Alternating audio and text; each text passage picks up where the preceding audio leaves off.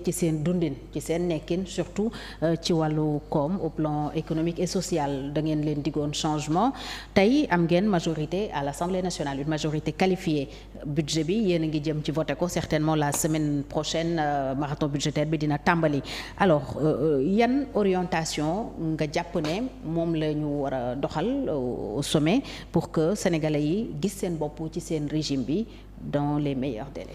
D'abord xam nga pouvoir c'est complexe on vient d'arriver lan la ñu def horizon bi c'est 2050 mais il y a les 5 premières années mooy la stratégie nationale de croissance donc boobu c'est que dans le court terme pour les 5 années à venir am na loo xam ne moom la ñu bëgg a def d'urgence ce sera quoi commencé nañ ko par exemple bu jëlee le secteur de l'agriculture on a absorbé tout le passif def nañu effort pour améliorer la qualité des intrants engrais semences et cetera tout innovation majeure dañu ne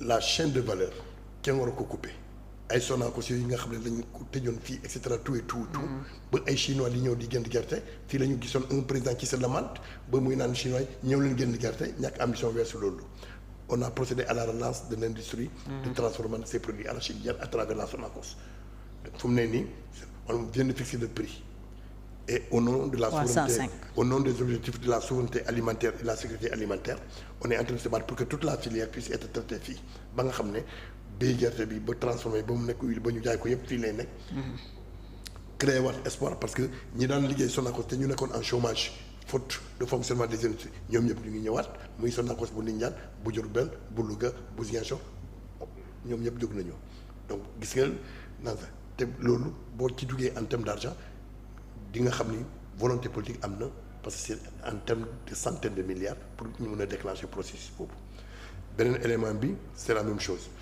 la problématique de l'auto-emploi donc dañu mettre en place une nouvelle politique de territorialisation publique boo xam ne on a résumé le Sénégal en 8 territoires yooyu dañuy bénéficier d'une formation parce que le problème mooy lan te da ngay dégg ñuy naan on a besoin de travailleurs dans un pays où pourtant il y a beaucoup de personnes qui ont besoin de travail.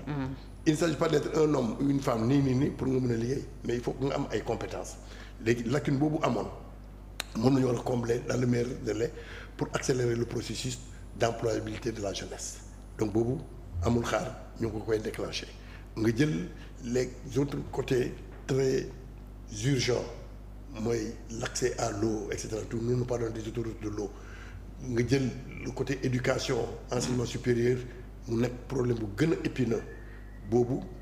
gis nañu la xew université Assane Seck bu Ziguinchor ci exposé des motifs suppression au conseil au travail yëpp ñëw nañ ci pour wane que dans l'urgence parce que élèves war a jàng 2025 mënul xaar. léegi tout de suite nii budget bu waroon dem ACTV comme dafa ñàkk njëriñ ñu supprimer ko conseil économique social dafa ñàkk njëriñ ñu tout de suite on place cet argent et tout de suite on procède au recrutement des enseignants ci ban critère. bala ngay dem jël ñoo xam ne kenn ki am na ñoo xam ne ils ont été déjà formés. ce sont des contractuels ñooñu ñu jël et ils sont opérationnels tout de suite donc dans l'urgence mi ngi nii lu ñu mën a def maintenant d'un point de vue structurel on doit repenser l'aménagement du territoire tey boo gisee ay problèmes inondation di am. boo gisee cadre de vie bi di dégradé wu. boo gisee les problèmes des marchands ambulants tout et tout c'est parce que on a souffert d'une politique déficitaire en matière d'aménagement et de planification urbaine. yooyu c'est des réponses structurelles c'est dans le temps. que ça va venir. Alors ñu ngi reprocher seen régime bi Abdou Sané d'ouvrir des fronts un peu partout après coowal Barthélémy Diaz on a vu l'affaire Madiambal Diagne moom itam Ousmane Sonko le premier ministre président de PASTEF porté na ko plainte ak keneen koo xam ne moom démb sax toog na fii présenter excuse am ci lu mu waxoon mais presse bi aussi yéen a ngi wala seen pouvoir seen régime en tout cas mi ngi ci am ñu mu ciy jàppanteel est-ce que loolu du leen détourner de l'essentiel mooy fi wax nii naka ngeen di def ba yóbbu Sénégal fi ñu koy xaar pour nit ñi mën a gis seen bopp. di def nuance boo nee presse bi c'est pas toute la presse. une partie de la presse. ou bien une minorité dans la presse sax. pourquoi une minorité dans la presse. fu mu ne nii. benn jigéen bu presse mooy wax une seule femme de la presse du ma ko tudd tu comprends donc boo nee presse non on n'a pas de problème avec la presse on a des problèmes avec. yeneen pratiques yoo xam ne c'est des pratiques. en marge de l'orthodoxie de la probité et de l'éthique kooku yéen ñi war ngeen ñu jàppale parce que lan la nekkul loo xam ne ñun ñoo ko imposer aux gens on l'a fait conformément au code de la presse te code de la presse c'est une demande sacrée des journalistes ñoom ñoo ko demandé pour ñu mën a assainir seen secteur. loolu moo indi le correct et au cœur de la commission boo xam ne moo nekk di def le travail là c'est pas une affaire d'autorité mais nag dañu nekkoon ci Sénégal boo xam ne am na ñoo xam ne dañu di mën ba jël seen bopp comme des intouchables ñoo xam ne ñoom c'est les enfants choyés de la République au nom de la rupture ñun ñu ñëw ñu won à tous les Sénégalais que nul n'est au-dessus de la loi et des règlements. Alors comme ñoom tàmmuñu le système égalitaire devant la loi et les règlements alors seen ego bi jóg ñu defee ne ñoom seen bruit mun a dem mais je crois que le bruit là même c'est évaporé kenn dëggatul parce que boo yoree dëgg tu ne perds jamais un combat. Donc bu dee pour la presse mi ngi nii c'est réglé lu ñuy def c'est un service boo xam ne moom la ñu bëgg a rendre même à la presse et c'est à la demande de la presse ensuite les mesures yi ñu jël nii c'est pas des mesures yoo xam ne autorité bi moo ko jël mais c'est le correct dañu accompagner et le correct a comme document de référence le code de la presse donc boobu leer na donc ñun amuñu problème ak presse beneen élément bi ñi ngay tudd noonu am nañu presse am nañu convocation mais yow tey su ma la defee loo xam ne doy la neexu la ama droit def ma plainte en quoi c'est extraordinaire plainte am parce que yéen ba léegi yéen li ngi dugg seen bopp ni am na ay figures emblématiques yoo xam ne kenn waru leen plainte loolu ngeen dugal seen bopp y a combien de plaintes au tribunal pourquoi nga tudd plainte yooyu demal tribunal demal dans les commissariats demal dans les gendarmeries nga laaj leen par jour ñaata plainte ñooy am et pourtant plainte yooyu ñu ngi nekk dans l'anonymat mais yow nekk nga une sénégalaise man nekk sénégalais mu am ay tour yoo xam ne yooyu ñoo la doy man je crois que bu fekkee ne li ngay wax ni gëm nga ko bàyyi sa temps bi nga dugg tu fais le tour de tout après nga ñëw nga ne lan moo tax ngeen plainte à Sédhiou gendarmerie bi y a tant de plaintes nga joxe tour ñooñu yëpp parce que tollu nañu tey foo xam ne amul un citoyen supérieur et un citoyen inférieur. mais dañu jàpp ne une autorité comme le premier ministre war na am peut-être esprit de dépassement mais bu fekkee yow citoyen bu wax rek nga bëgg ko attaquer aussi. fii la ñu gis journaliste di bind di naan les maires qui nous ont soutenus le premier ministre leur a donné kenn ku nekk 16 millions. 15 millions. mais est-ce que. loolu journaliste waxu ko acteur politique moo ko wax moom laa lay wax toog nga fii dem présenter ses excuses. est-ce que soo waxee loo xam ne man defuma ko. pour laver man sama honneur. aw ma droit ma plainte la yow mi ko wax c'est-à-dire que au lieu nga xool man mi def plainte mieux vaut nga sensibiliser nit ñi pour que bu ñuy wax nañu wax loo xam ne dafa leer ci seen bopp dañ ko teg fu wéer mais sinon dafa yomb trop pour que nit jóg nii rek nee la na nga nangu suba man mën naa fi jóg nee la yow koo fi interview may nga ko 100 millions dina la neex yow tu gagnes quoi donc la vérité à dire mooy ñi nga xam ne ils prennent leur rêve pour de l'information ils prennent leur rêve pour une réalité il faut que les gens apprennent à avoir une attitude responsable booy wax nga wax loo xam ne lu la leer la voilà kenn ku nekk am na lu muy sum man je veille à l'intégrité de ma personnalité en termes de probité en termes d'éthique en termes d'orthodoxie donc du ma la permettre au nom de quoi pour que ma bàyyi la seetaan la nga def lii parce que naan la su ma lay plainte dañuy naan waruma la plainte non yow la ñu war a yedd pour ne la bàyyi di foyer sa bopp di wax loo xam ne wóor na la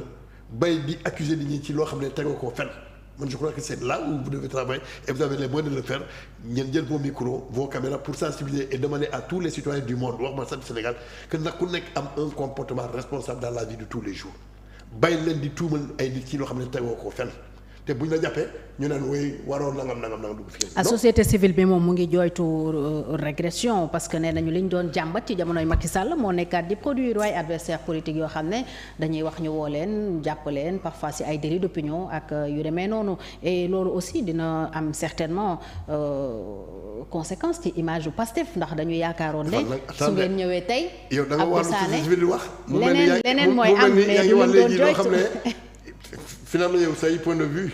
c'est pas de sama point de vue. point de vue société civile bi moom laa lay jox. man sama point de vue du ma ko joxe fii. voilà moom la mais c'est nañu définir société civile parce que société civile c'est invisible. il y a des organisations non il y a des organisations de la société civile lu mel ni Afrikajom Center bu Alioune Tine. voilà la wax. Amnesty bu Seydi Gassama ñoom arrestation acteur politique opposition bi. soo bëggee wax pour engager la société civile. il faut connaître le nombre d'organisations de société civile nga seet ñi wax ils représentent combien par rapport au total. supposons mu am 100 organisations de société civile au Sénégal si 2 parlent on est à 2%. si 50 parlent on est à 50%.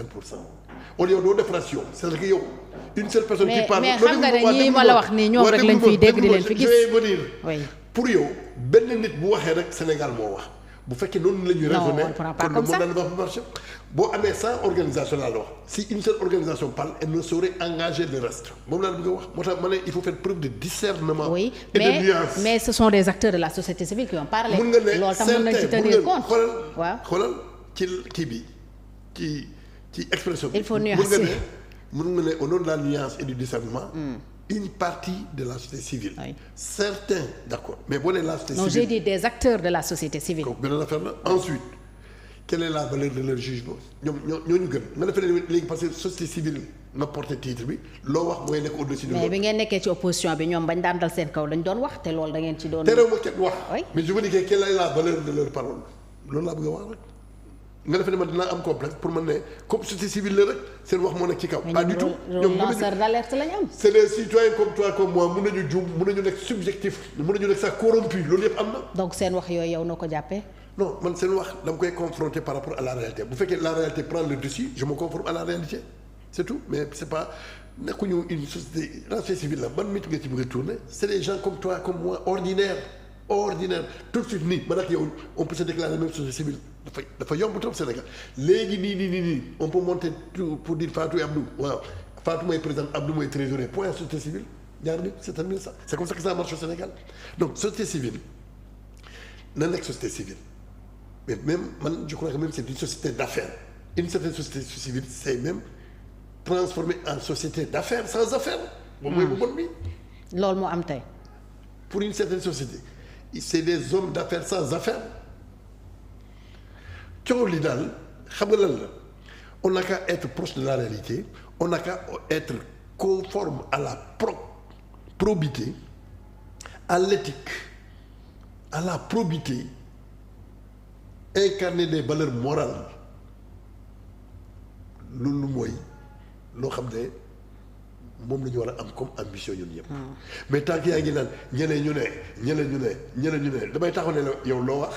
man sama point de vue du fii laa koy joxe. non du problème point de vue c'est-à-dire que yow mii di rapporter. mais man je me demande rek yow yan milieu ngay fréquenter pour que yow toujours yow yaay rapporter. man Abdou Sané sama point de vue du ma la ko jox fii. loolu xam nga ko mënuloo ma ci pousser. non lu leer laa wax dama ne. mais ñooñu li ñuy wax ñëpp a koy dégg dañ leen di recevoir ci plateau yi ñuy wax dañuy wax ñëpp di dégg ils font des déclarations ils font des. waaw mais yow comprendre li may wax ma ne la waxu benn nit est-ce que boobu mun na engager un groupe. moo tax ma ne la mais du benn nit moo wax ci problème démocratie bi Abdou Sané dégg nañ fi Y'en a marre dégg nañ fi Afrikajom Center. ça fait deux. Alioune Tine alerté na Seydi Gassama alerté na fi. ça fait trois ci arrestation acteurs politiques yi. ça fait trois. waaw da nga leen a xeeb ñooñu et pourtant ñooñu bi ngeen nekkee ci opposition bi ñoo leen doon jàppale. non yow comprendre li may wax de j'ai pas dit qu'ils n'ont pas fait ça mais je te dis que pour le globaliser il faut connaître le total grand N rapporté à petit n. mais xam nga ne ñi ñooy les voix les plus porteurs. soo amee 100 organisations si 60 en parlent là on peut valablement dire la société civile a dit. mais su fekkee tu as 100 organisations 3 seulement ont parlé donc tu es à 3%. ils ne sont pas assez représentatifs pour engager une organisation loolu laa bëgg a wax comme discernement. d'accord sinon day yomb trop benn nit mooy ñëw fii ci plateau mu wax rek yow nga réel wax ji ba kii et cetera tey c'est possible que yow ñooñu nga jël mais man société civile bi ma rencontré ñu ngi rendre hommage j'ai même des textes yoo xam ne gars yi bind nañu ko. pour wane carrément ni. yan organisation la. bon là j'ai été mon téléphone mënoon naa génne ma lire ko ànd ak elle qui ont manifesté. mais jàpp nga ci yenn organisation parce que man yii ma la wax. yii ñoo gën a siiw xam nga lan la. yii ñoo leen doon xeex la ba ngeen nekkee ci opposition bi pour ne pas tomber dans ton piège. man dama fi nekk di tudd benn. damay tudd le maximum pour que boo toogee nga xam ne Abdou Sané lu mu wax kon mun na engager les autres.